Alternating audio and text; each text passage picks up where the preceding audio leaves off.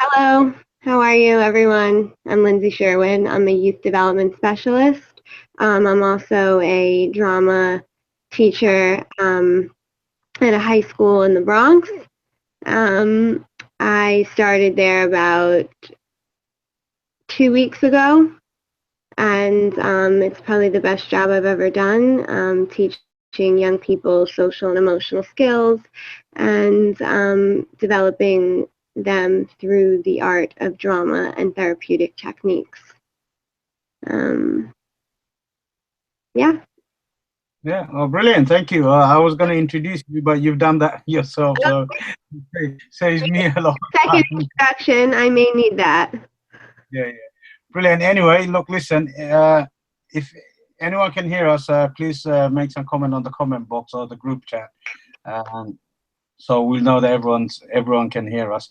But anyway, today's webinar is on how to engage at-risk young people using drama, and we've got a special guest, a good friend of mine, Lindsey Sherwin from New York. She's already introduced herself. So what I'm going to do from Youth Work News is I'm going to ask you some questions, and hopefully Lindsey will answer them. Okay, is that okay, Lindsey, with you? Yes, that's great.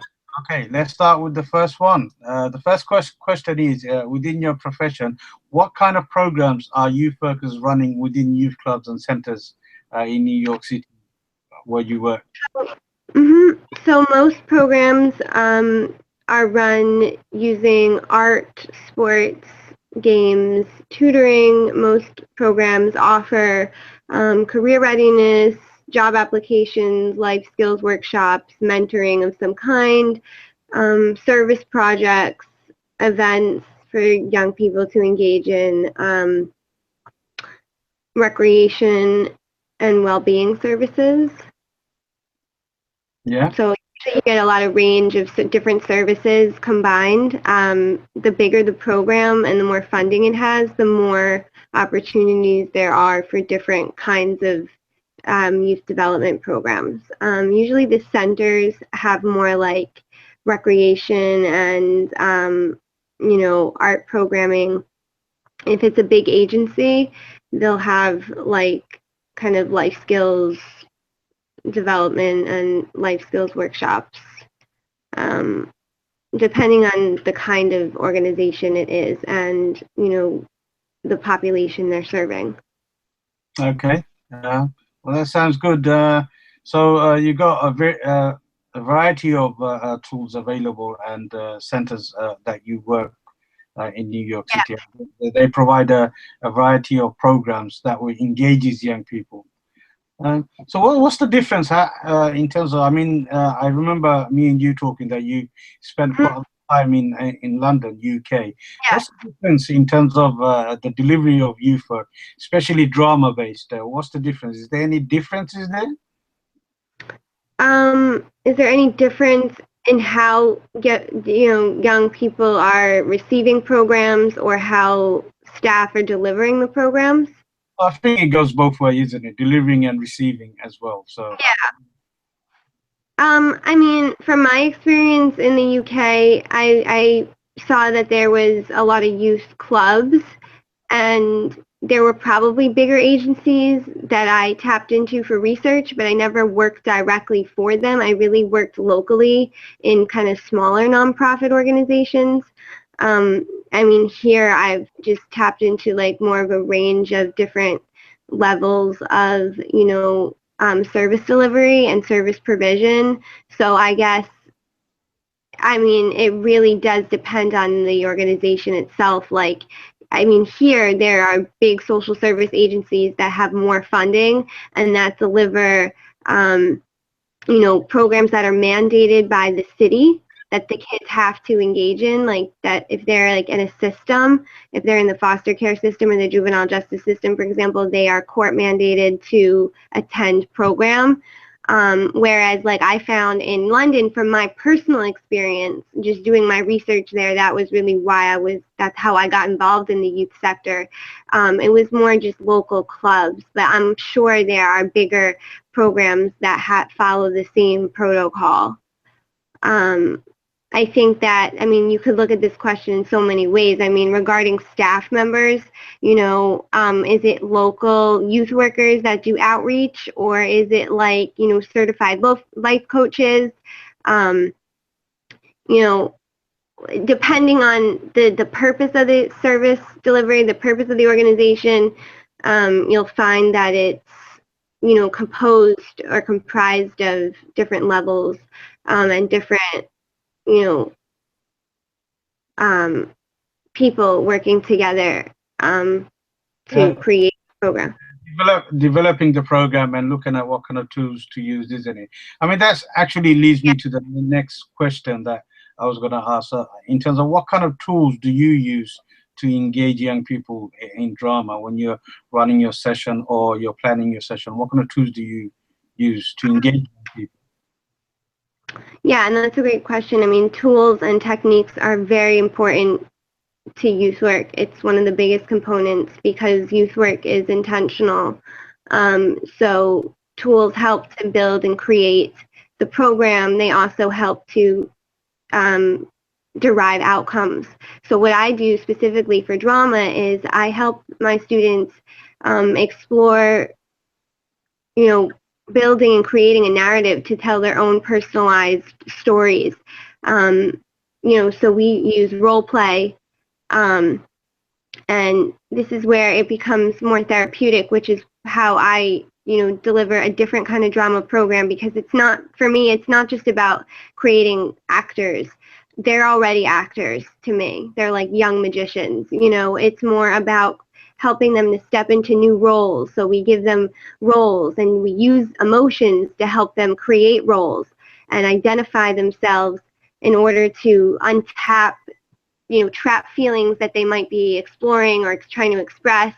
A lot of young people, might be angry or frustrated or stressed out or have a lot of different emotions during the day. So we do improv scenes, which is a tool to help get rid of those emotions, or not get rid of them, but release them positively.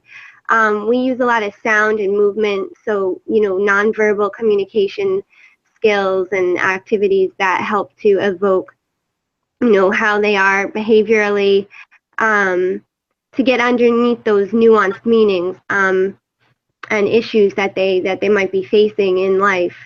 So it's really, the basis is to do activities such as role play and improv, and also developmental learning, to get at the social and emotional skill building that's usually unexpressed when kids face trauma. And all of the kids that I work with have experienced some sort of unexpressed trauma, whether it be at home, in school, or obviously in the community. Okay. So, I mean, one of the thing is the other thing, dialogue versus verbal engagement. What do you mean by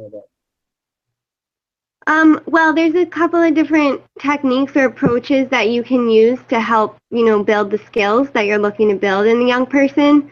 So, and we're looking to build, soft skills, really, stuff that's skills, I should say, not stuff, but skills that are intangible, things that, you can't necessarily measure so easily. That's the interesting thing about, using drama.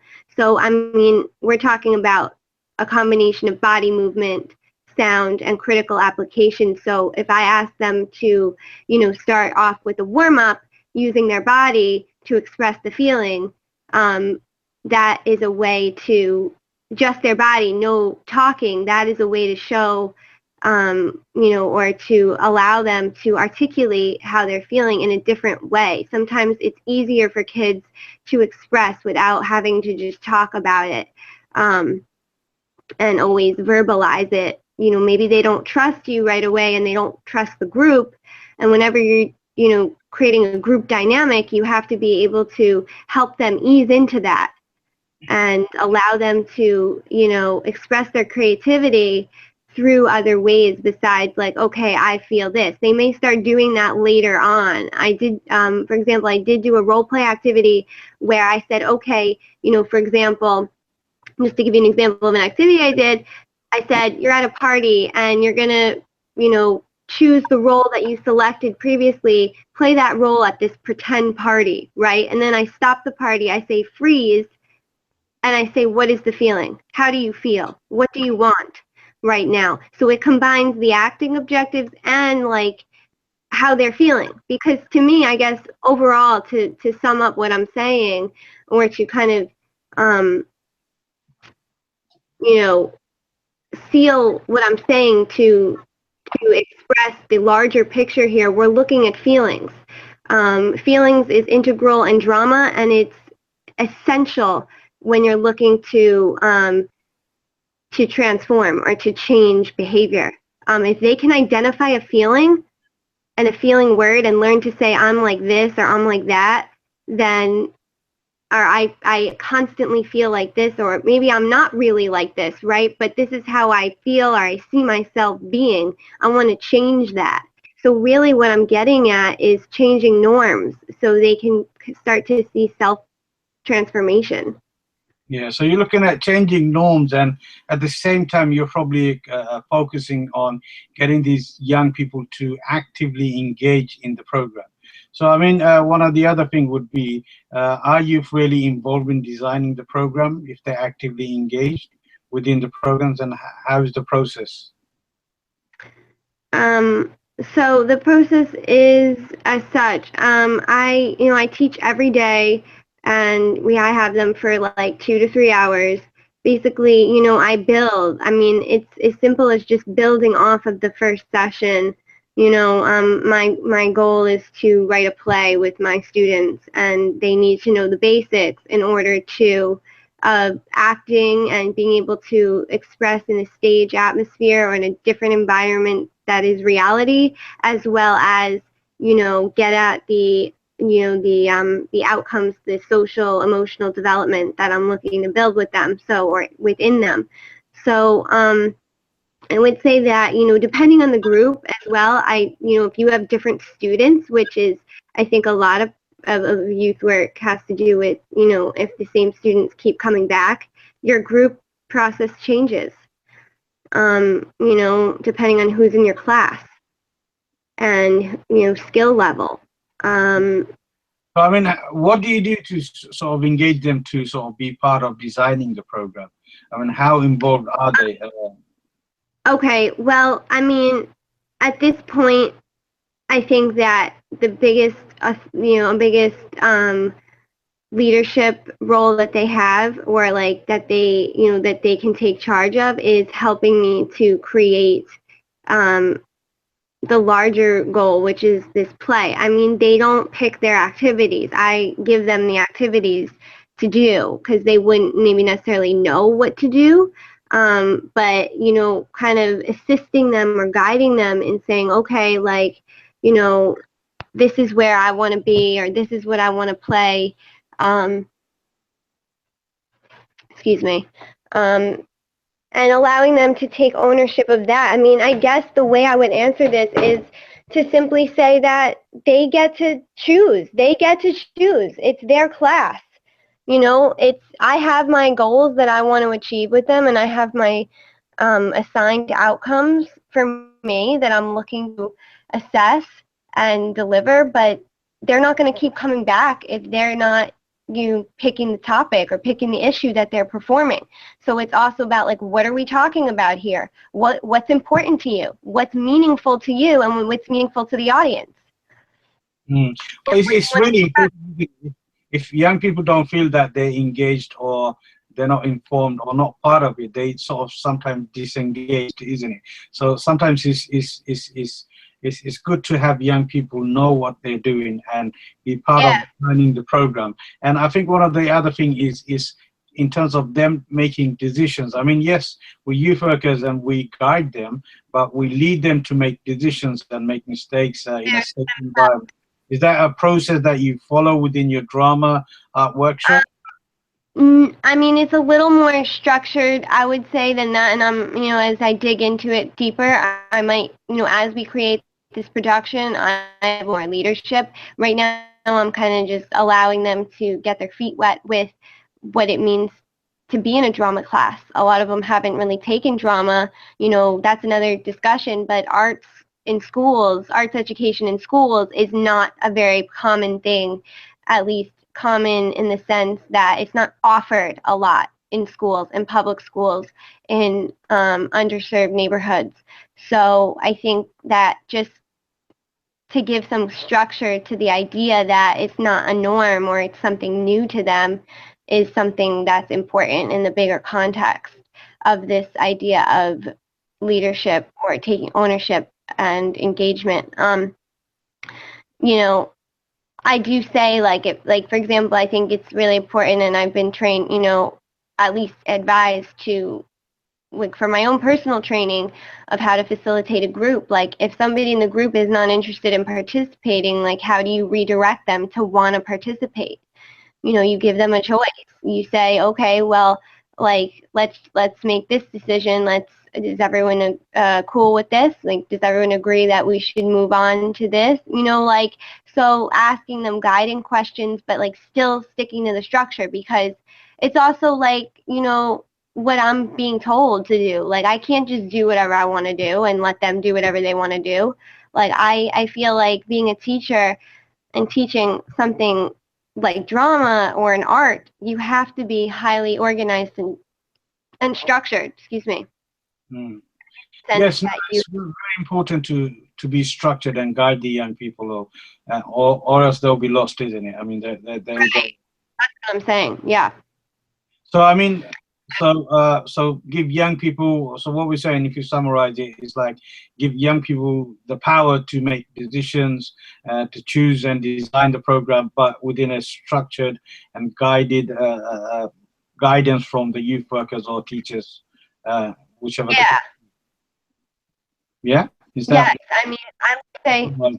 Yeah, I agree with that completely. It's about active engagement, that they voluntarily want to be there to engage. It's compelling to them, that they like see it as fun, and that it's reward based. Like, what is the reward? I'm not exactly giving out, physical objects, like candy at the end, or sweets. I'm not giving them things that they can actually take away, but they're taking away the skills, and they feel better about that. I mean, sometimes it's like leading them subconsciously into knowing that they're getting something bigger than just, something I can hand out or pass around.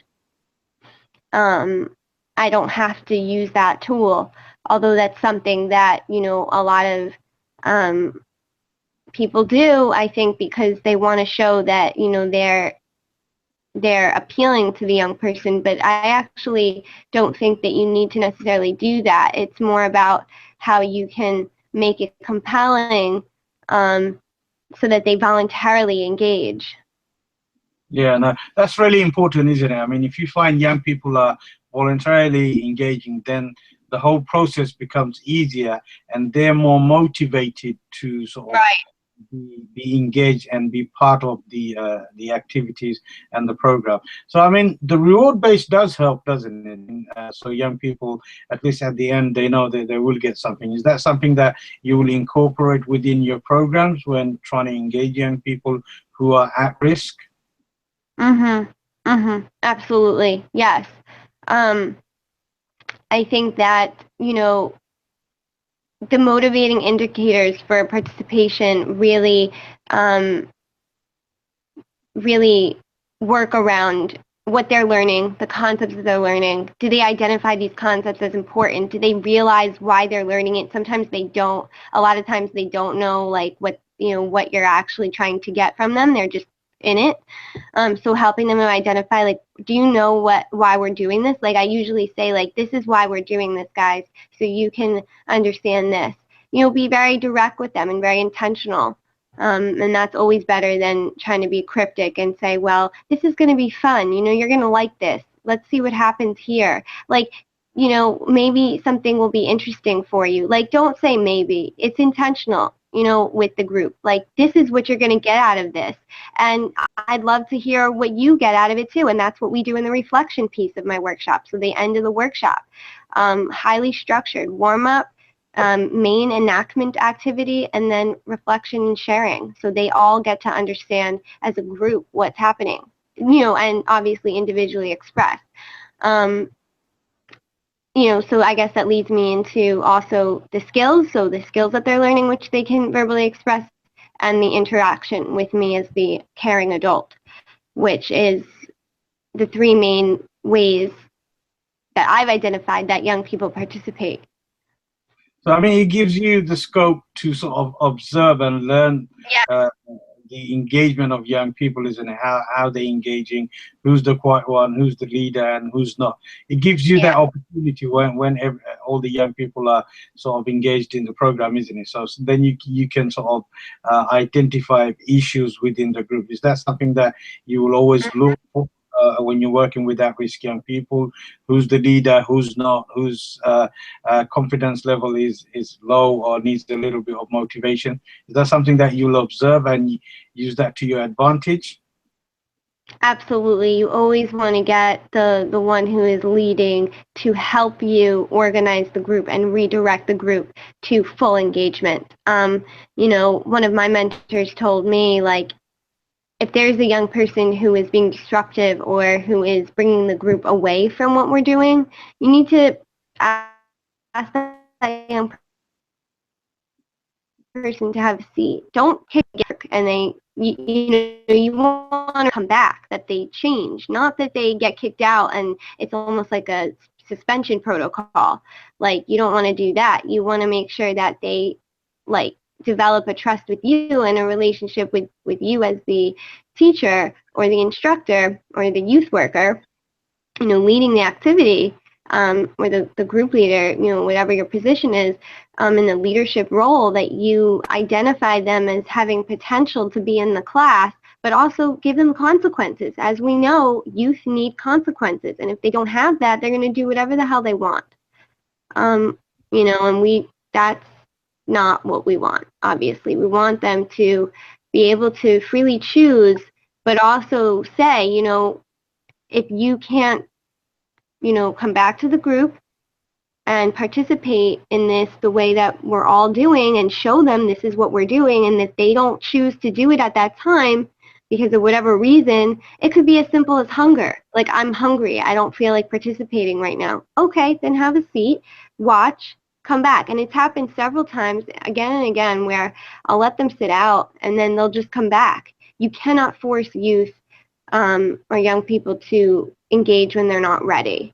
But at the same time, some boundaries as well, isn't it? If someone is being, the person is being disruptive, like you said, take them inside and give them some quiet time, and give them the opportunity to think what they've done, isn't it? Rather than forcing it and or banning them. That's something that you take them outside and say, look, listen, have a quiet period and come back when you're ready. Is that yeah? Yeah. That's correct. And let them watch the group, and they'll start to get sparked by what's happening in the group. With the ones who are engaged, they'll say, hey, okay. They'll think to themselves, yeah, I want to do this now. I'm ready. It's happened several times, many times, with different ages too. Younger, specifically young men, boys and young men, they'll come back.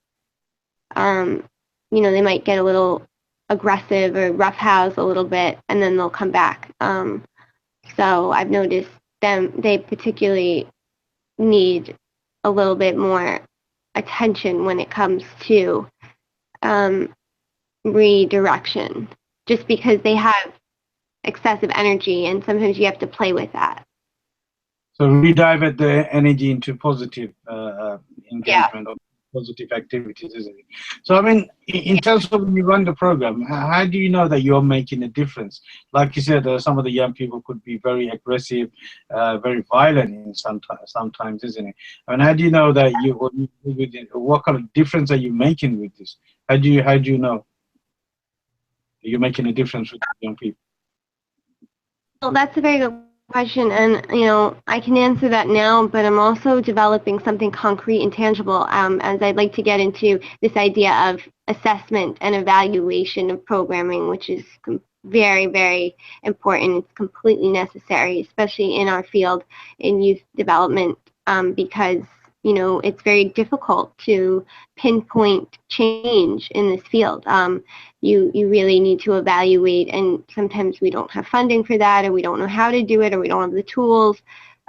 So I think that right now, I'm observing, but I'm also going to be doing a Likert scale evaluation where I ask a series of questions and they scale them from 5 to 1, 5 being agree and 1 being disagree, and different framing of questions so that they can see what I'm looking for, as well as for me to see what I'm looking for, more importantly, to get the outcomes, and monitor those results over time. So right now I'm literally just observing, obtaining knowledge, looking at different skills, what needs to be built upon, attitudes, behaviors, and then I'm going to scale them, and evaluate through the survey.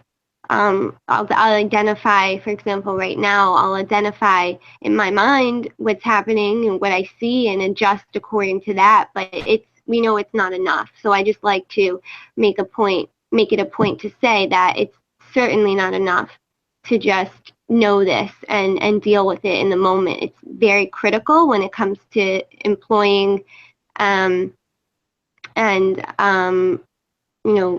delivering the group activity and delivering any activity, whether it be one-to-one or in the group, but it has to be written down. And it can only help you, expand the program. And what I've realized is also, understand why you're doing this. Sometimes we feel like, why am I doing this? I don't even know, why I'm doing this particular activity or. Well, it helps you to be more reflective and look at ways to improve it later on, isn't it? I mean, it will help you to sort of improve and look at where you sort of maybe missed something or improve on a certain delivery that you've done, or a participation, or you talked to a young person, maybe you could have done that differently. It provides the opportunity, once you write it down and then go back and reflect on it and say, look, listen, maybe I could have done that in a different way, or approached it in a different way. So it provides that opportunity for that. And that's how you know, in terms of how you engage and see the differences in terms of the behavior, the scaling that you said. They will help you to measure the behavior of young people, where they were and where they are once after the program, isn't it? Yes, absolutely. Okay, so when you engage with young person, what did you use, and what, like, in terms of if it's conflict management, what kind of tools would you use? Because there's a lot of at-risk young people, isn't it? I mean, in terms of if it's conflict management, what kind of tools would you use from your experience? In dealing with conflict, I mean, even conflict resolution, I look at it like that. I mean, I don't have, like, I've never had, high level violence in my classroom. I mean, I've had instances, and I really think it's dependent on the instance. I mean, in the situation or the scenario that you're looking at. I mean, for example, if you have a young person, which this is a true story, this has happened, who just suddenly got triggered and started throwing tables, chairs, anything he could find off the stage, and interacting with another young person in the class really negatively, not only verbally but physically, and usually they do get physical. They're more physical clearly than they are verbal, which is the point of my program, really, to get them to identify these feelings, verbalize them, and understand that they can change them. That is crucial.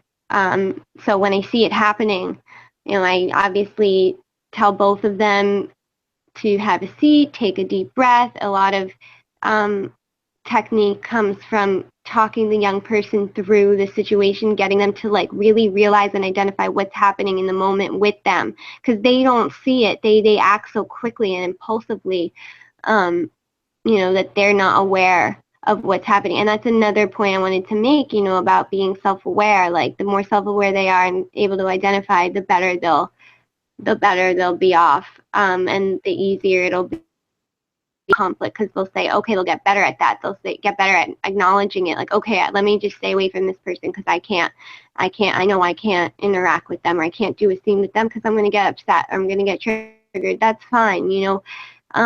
They're very,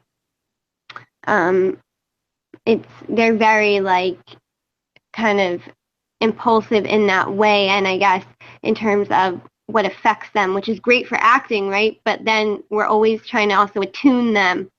So back to, resolving it, I would say that you really need other people in there too. Like usually I do work by myself due to like, and this is another issue, but like limited staff. So I don't have, for example, an assistant. I have an assistant that we have, our program, for example, has one assistant, one group leader that manages all the other programs in terms of not managing the program, but managing the young people that are in the program. So she'll make sure that, on the list of youth that we have enrolled, that this person is in this class, this person is not out in the hallway or the corridors roaming, like that they're in the classes, and check in with me if I need any help. But that's really it. So I would say another tool is as simple as having another body in the room with you to make sure if it gets out of hand that you're being supported. The reality is, due to funding, we only have one person, or we don't have enough staff. I mean, everything interconnects with everything else. So I use my intuition, and I kind of really rely on what I see daily to jump in and resolve it. And then you can also, what comes to mind is to, just have everyone gather around, bring back the group, and talk about it. Sometimes they don't want to, but if you ask them a question about what's happening with them, they'll usually share. Like if once, as I've been getting to know my kids, they'll share more about why they're doing it. And that relieves the conflict. Yeah, it's about building relationship, isn't it? I mean, once you've got a good relationship with young people, then certain things that you can discuss and talk to young people in a certain situation. And I think one of the things, do you think a lot of role plays help young people to sort of explore some of the inner issues they have, or sorry, they may have?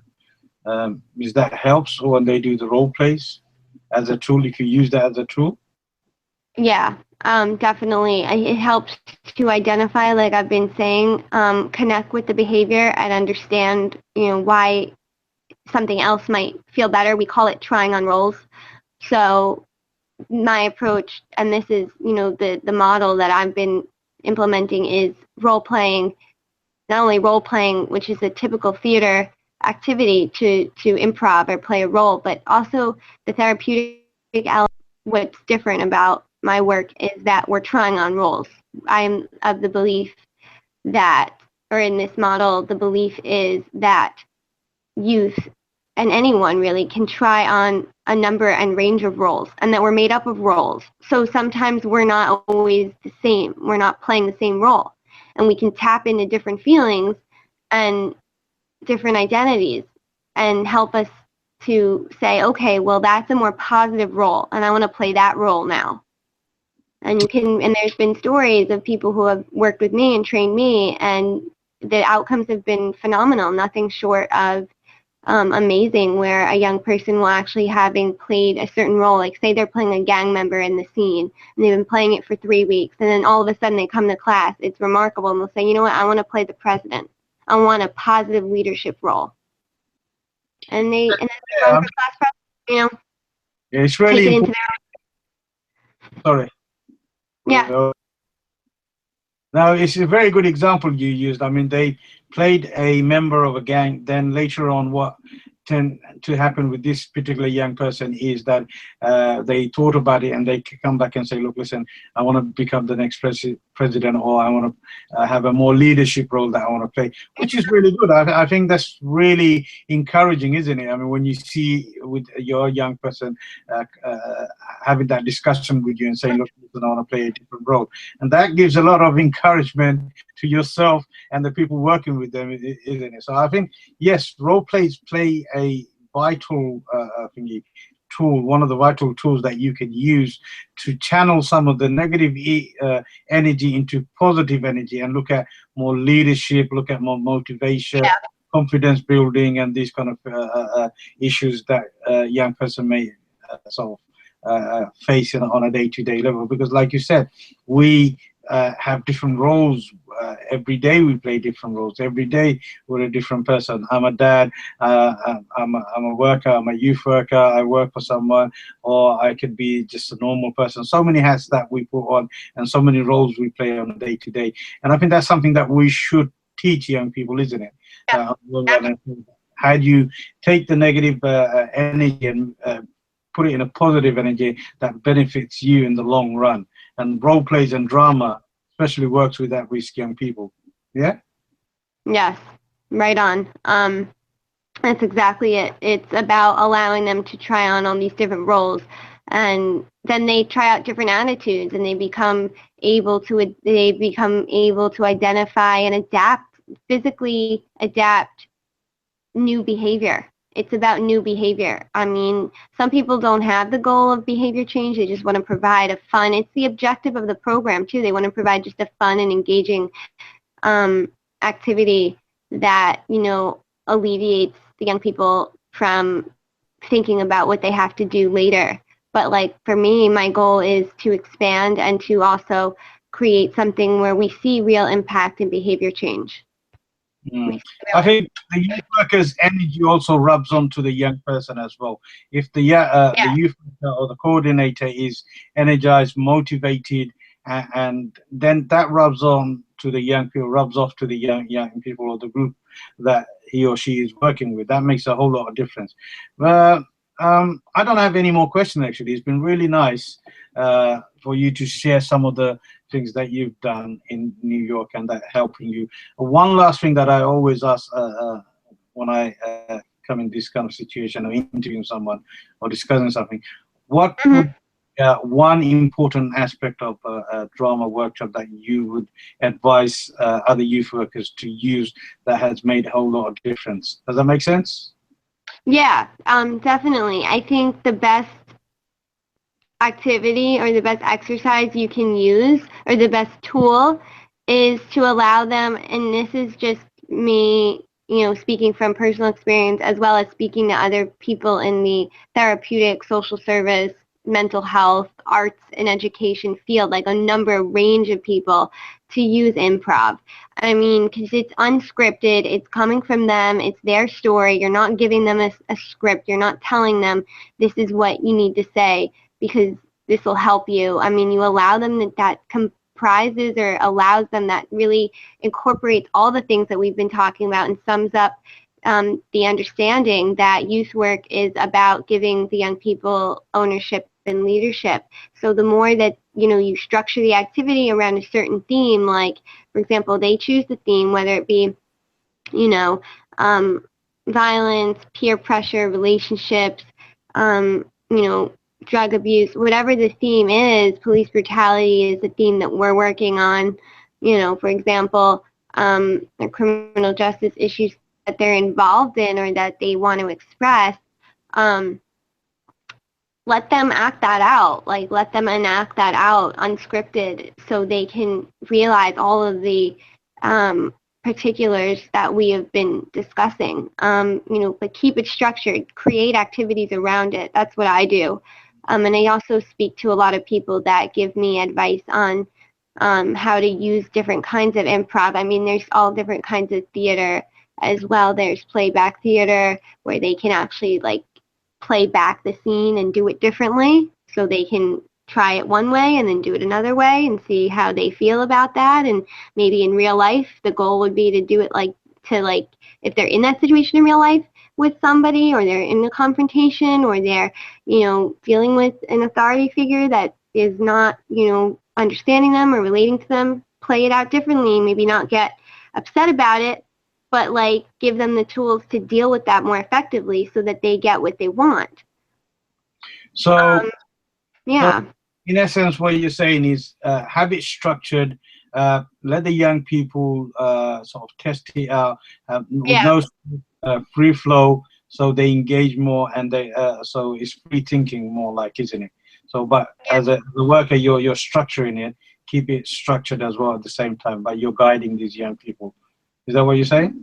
Yeah, so it is the real, I mean, from how I'm, even thinking through the question now, I mean, I just having experienced it, but also thinking through as we're talking about it, it's really important that it's a combination of both. I would say keeping the structure of the activities, not just like letting them go, freestyle with it and say, okay, let's just do this, giving them like a specific within the activity, but then allowing them to create the script. They create the dialogue because it's them who is, going to be communicating this feeling.